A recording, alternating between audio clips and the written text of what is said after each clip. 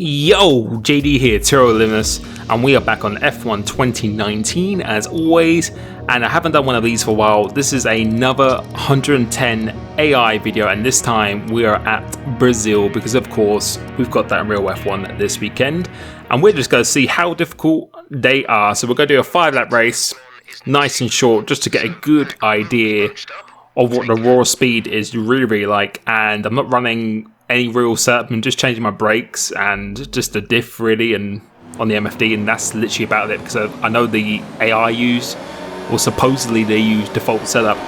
So let's see what we can do here. As the lights have gone out, they always get an insane start every single time. I really want to see a video of someone who actually gets a better start than 110 AI. If anyone has, then please link it to me.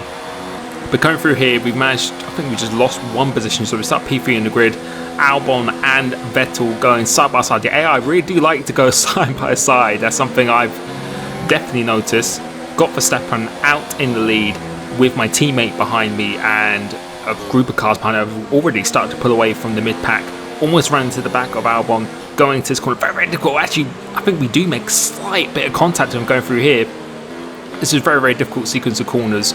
The nose really just doesn't want to turn in with the setup at all. Braking in a straight line, otherwise you will be locking up going into this right-hander.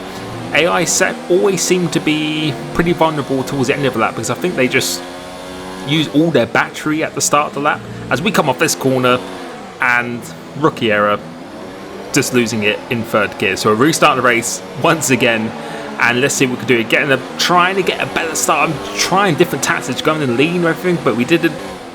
We actually lose 2 positions as my teammate's gone right down the inside as well, and that's put me back into 5th. So now we've lost 2 positions compared to what we did last time, and learning from what we did on that last corner before the long straight.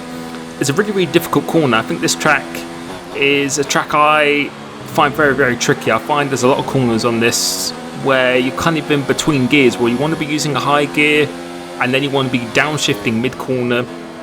You're really, I don't know, it's really your driving style what determines what kind of gear you want to use for each one. So I wish there was a 4.5 gear or 3.5 gear for that last corner, because that would be perfect, because third just feels too low, back end just wants to spin out, and fourth just feels too sluggish, too high. So you really want one in between.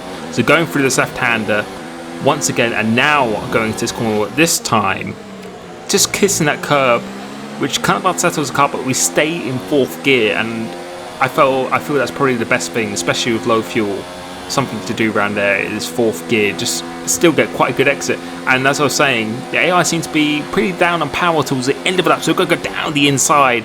Also, Sebastian Vettel will actually make a little bit of contact, almost losing the car, but we managed to get the move just about done. You have to be really forceful with this AI. If you don't, then they will punish you.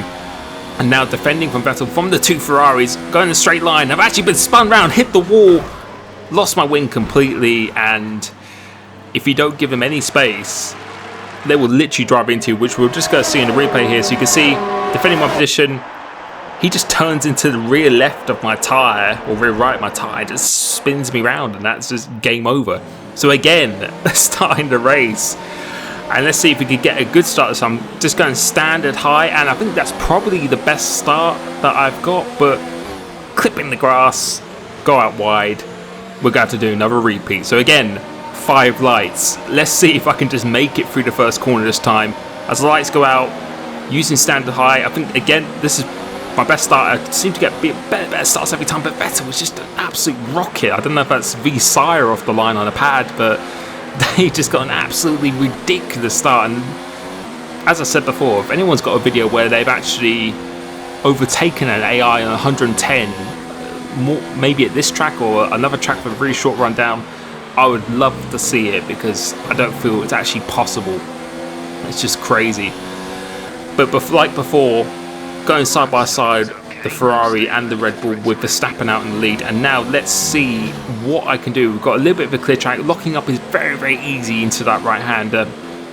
First gear just to get that extra rotation, just understeer with this setup. And as I said before, using the default setup, so 6.6 wings, but the only thing I've changed is really just my brakes. And that's about it. I haven't even changed my diff at this point. Going into this last corner before this continuous you could say this continuous corner or the continuous straight going up through here, and we'll be able to see again. I have a feeling that the AI just seemed to use all of their ERS for the 100% ERS, and they pretty much just get a reset when they cross the line. So we'll go down the inside, making a little bit of contact with Albon. As I said, you really do need to get your elbows out to overtake this AI here and getting a good launch. And as a repeat, we've got the Ferrari behind me, and this time let's see if he's going to take me out. So defending it, I decided to not drift over to the right because of what happened last time, and we managed to make it through the corner as the Ferrari and Red Bull are going side by side into this almost flat out right hand. And let's see who comes out on top. They're still side by side, and I think it is the Red Bull who is out on top, so that should give me an opportunity to potentially catch up now onto this, because again, they're very, not slow, but they seem to be lacking power going up this main straight. So if I can get a good exit off here, I really shouldn't be under threat. And as I was saying before, I just have a really sneaky suspicion that they just literally have a reset of 100% ERS every single lap. That's my theory. I just feel they have too much power through the first 2/3 of a lap, and then in the last sector, usually around most tracks, is where they're definitely most vulnerable. You can see he's not even gaining me on the straight here, but coming off this turn 1 or turn 2, coming off this corner, I can guarantee he's going to be right up behind me. So let's look at that arrow behind. Let's see, it's quite white at this point. He does have DRS, and let's see if he gains anything under braking. So yeah, he does gain quite a bit, but yeah, and this again, side by side going to, and I think the Ferrari might have it done on Vettel on Verstappen this time, and let's see if he can get the move done. But no, I keep on saying the word again. I think every time I say again, just take a shot like I did with DRS in my last league race video, because the same things are just happening every single lap at this point. Braking in a straight line through here, very, very difficult corner, but I actually really like this corner. It's probably my favourite corner on the track.